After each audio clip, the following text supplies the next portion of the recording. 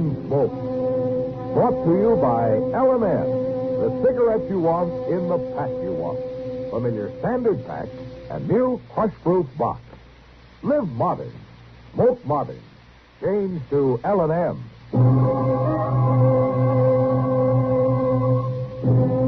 Around Dodge City and in the territory on West, there's just one way to handle the killers and the spoilers, and that's with a U.S. Marshal and the smell of gun smoke.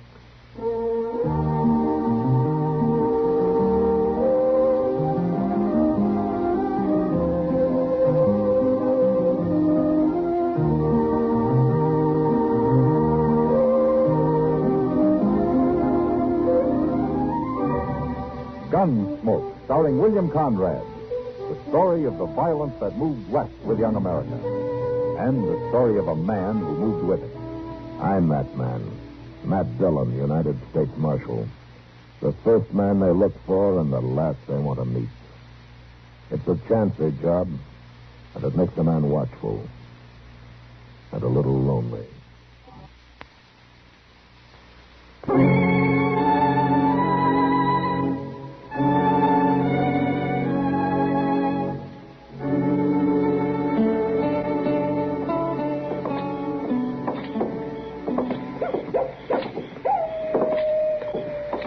Just listen to that miserable old coyote, Mr. Dillon. Did you hear him? Yes, I heard him, Chester. We gonna stop in at the Long Branch? There's no reason to. It's late. Looks too quiet for anything to be going on.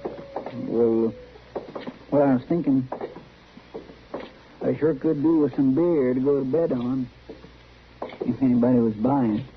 All right. Come on. The place does sound kind of like a morgue tonight, don't it? Well, it won't till the end of next month when the trail herds start rolling in. You'll be lucky to get your foot inside. Been waiting for you, Marshal. Get your hands up. Hold on.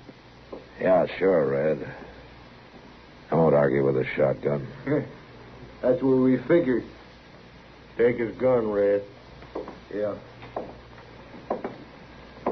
You don't mind, do you, Marshal? Go ahead. Do what Hack says. He's the one who gives the orders, the way I hear it. You shut up, Marshal. Neither one of us gives orders. Huh? I didn't know you boys were in this part of the country. That's far enough right there. Unless you want to see this little lady here get her pretty looks all spoiled.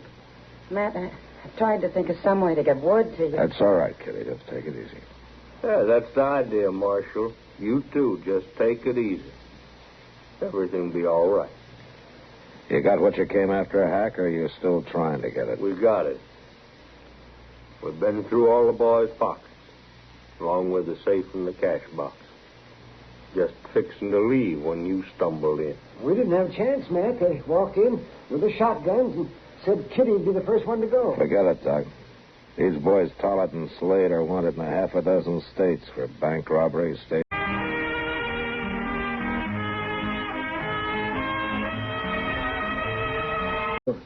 No, but your pictures have. You must have slipped into Dodge pretty quiet, huh? That's right, Marshal. And going to slip out the same way. I suppose you line up over there with the rest of the targets. Go.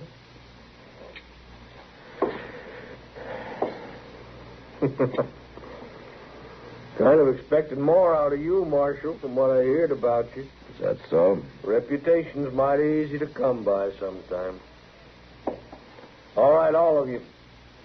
We're riding out of here now. We don't aim to get followed. Red, take her arm there. Here, what are you doing? Figure you boys won't be so likely to try nothing if you go along with us away. Matt? Do as they tell you, Kitty. You'll be all right. Anybody pokes his head out this door next few minutes gets it shot off. Same thing will happen to the lady. You keep the boys in line, Marshal. We got a nice little town here. Been a pleasure to visit it. Let's go, Rick. What are we going to do, Mr. Dillon? Nothing, Chester. Oh, dang it, Matt. Let's get a posse going. Get something organized here. They took $14 off of me. You just got to stand there. Hold it, Doc. And the rest of you, shut up. Simmer down now. Take it easy and stay away from that door. Matt, we can't just let them ride out. Doc, they got Kitty with them, and they're killers. One move from us, and they'll do exactly what they said they'd do to her. Well, maybe they will anyway. We'll give her the best chance we're able. That's all we can do.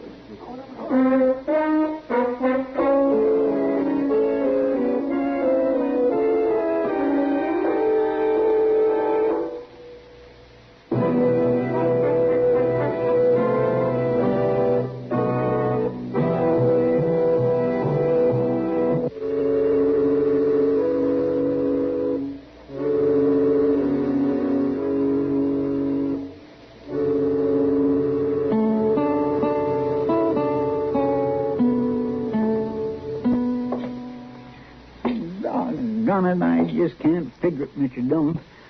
Well, we've spent from midnight last night until noon today checking every trail out of Dodge.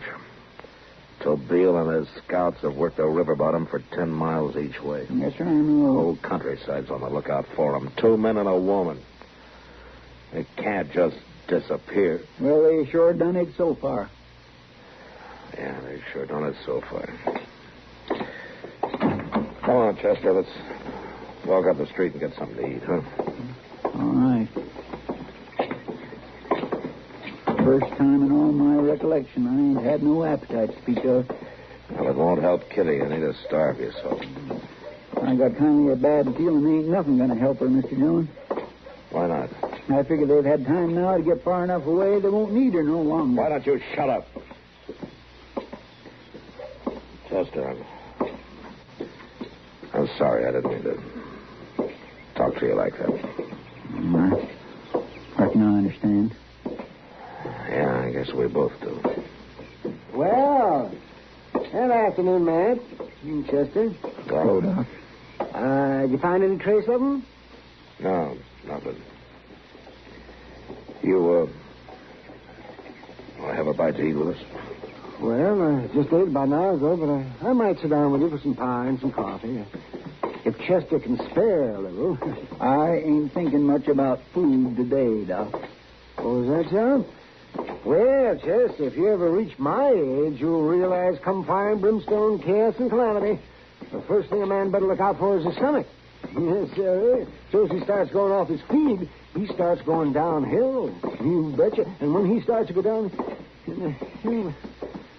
Oh, I sure hope Kitty's all right. We all hope so, Doc. Yeah, what the... Hey, that was Kitty. Yes, that was down the street there somewhere. Yeah, come on. No wonder there was no trail. They never even left town. They planned to hole up for a night or two and then ride out after the search was all over. Miss Kitty must have broke loose for a minute, huh? Yeah. Matthew? Matthew. Save it, Miles. There's trouble up the street. That's not up the street. It's right over there in my store. What? Upstairs in the storage loft. By Jing, he's right, Mr. Dillon. There's a pane of glass broke out up there. Aye. Yeah. Is there another window in the back, Miles? Aye. It's same as the one in the front. I reckon they've seen us all right. Chester, you go cover that back window, huh? Yes, sir. At least she's still alive. Yeah. So far.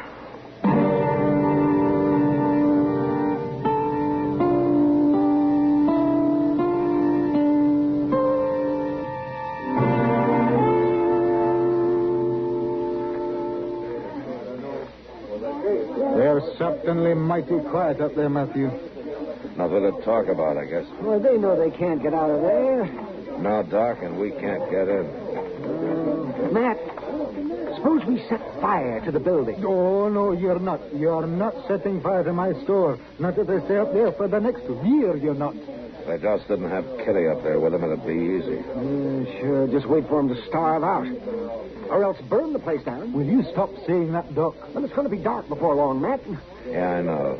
Oh, why don't they give up? They know they haven't got a chance. They have as long as they got Kitty, Doc.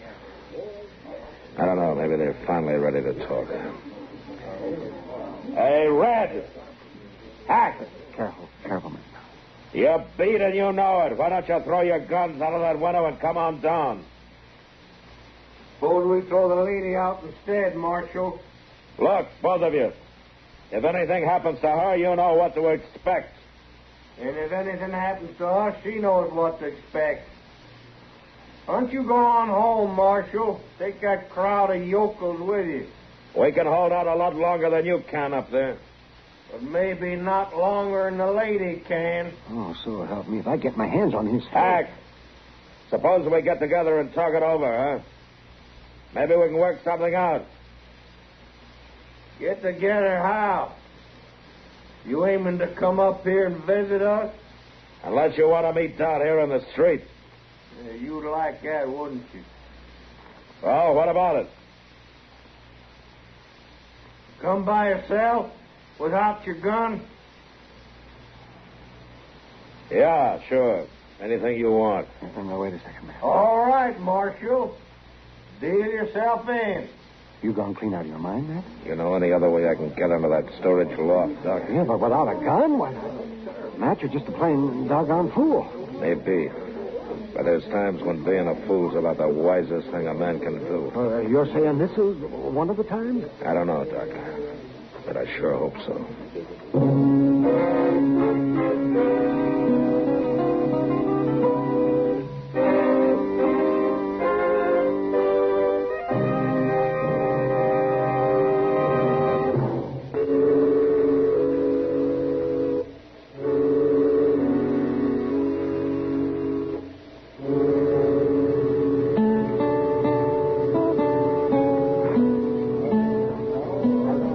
Here, Doc, take care of my gun, will you? You ain't really going to do it, are you, Mr. Dillon? Sure, who's gonna do it? The bull-headed idiot. But them two's killers. Chester, you're supposed to be around there watching that back window. I got Sam Noonan to take over. Well, Mr. Dillon, listen to me now. You just can't do There's it. nothing else to do, Chester. Oh, dang it, Matthew. If it'd do any good, I'd say go ahead and burn the place. The stock up there in that loft isn't worth much anyhow. What is up there, Miles? Oh, odds and ends mostly. Stuff I don't need to get at often. The thing that's worth the most is the 20 sacks of concentrates. What do you mean, concentrates? Oh, black iron pyrites. Powdered. I took them in trade from the Black Hawk mine. Oh? I've been aiming to ship them east to the smelter. They run pretty high in silver. Well, I don't guess Red and Hack will be very interested in sacks of concentrates. Marshal, you lose your nerve? I'll be right with you, Hack. They'll shoot you down before you get halfway across the street. Why, Chester? That's what they're figuring. They can do it a lot easier after I'm there. Mr. Dillon, Yeah, never mind, Chester. Well, good luck, Matt. Thanks, Doc. Make a mighty fine target down there, Marshal. I'll make a better one at 10 feet, Hack. If you can keep your nerve that close. You listen to him, Red. He talks real brave, don't he? The stairs is over there to the side, Marshal. I know that. It's my town, Hack, remember? You don't run it too good, you know.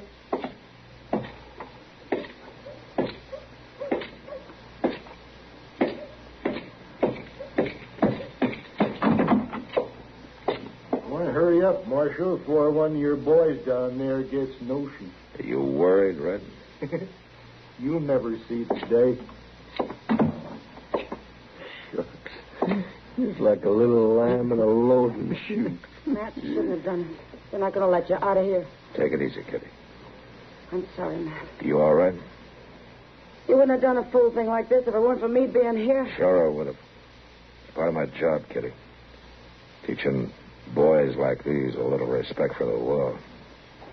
Marshal, did you come up here to talk to me or this lady here? What do you say, me, Hack? Doesn't Red even count? You know what I meant. Yeah, I know. I just wonder how long it's going to take Red to learn. What are you talking about? Oh, shut up, Red. He's just trying to start trouble. Well, no, all right. What does he mean? Learn what? You got your orders, didn't you, Red? Hack told you to shut up. I don't take orders from him or nobody else. Red, will you listen? Don't you see what he's trying to do? What? Trying to make bad feeling betwixt us, talking a pack of lies. He's trying to start us fighting each other. Yeah. Yeah, sure he is. Sure. You're easy to fool, aren't you, Red? You believe it. All right, that's enough now, Marshal. Just one more word like that, I'll blow you in half. Yeah, sure. Anything you want. Now, wait a second, man. All right, Marshal. Deal yourself. Says we got a chance. Yeah, but you can't use those guns up here. Huh? Didn't you even bother to take a look at these sacks here? What are you doing there? Just hooking a spur in one of them and ripping it open. You could have done the same thing, Hack. Well, just some black dust of some kind. Here, let's toss some up in the air, huh? Whew. Don't you recognize it? Don't get the air all full of that stuff. Didn't either one of you ever work around a mine? Yeah, I did. Then take a closer look, Red. Don't you know black powder when you see it? Oh, it's blasting powder. That's what it is. It's gunpowder. No. Now, you better lay those shotguns down easy, boys. You pull a trigger and this whole place will go up in one big blast. You're right, Red. We can't shoot nobody in here. You'll stand a better chance going to trial. Now, that's why you come up here without a gun. All right. I won't use my gun. But we're still 2 against 1, Marshal. Come on, Red, jump him. All right, come on, Red. It's even now, and I'm going to break your neck. No, not me.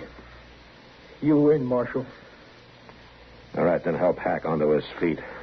I'll take the shotguns along. All right, get moving, Red. Hey, you're holding that shotgun like you was going to use it. Just in case you change your mind. What happened? What? Why didn't you jump him? What's he doing with that gun? Oh, he can't use it no more than we could. Oh, not with all that powder. Well, now, Miles could be wrong. Maybe it is gunpowder. Oh, what are you saying? I know it looks like gunpowder. But if it is, Miles got fooled. He bought it for concentrates. Black iron pyrites. It ain't gunpowder. He fooled us. A liar? How about that? A lawman and cheats for lying. Yeah, I'm a liar, all right. I'll admit it. But it beats being what you are. All right, now get moving. Down those stairs. Go on.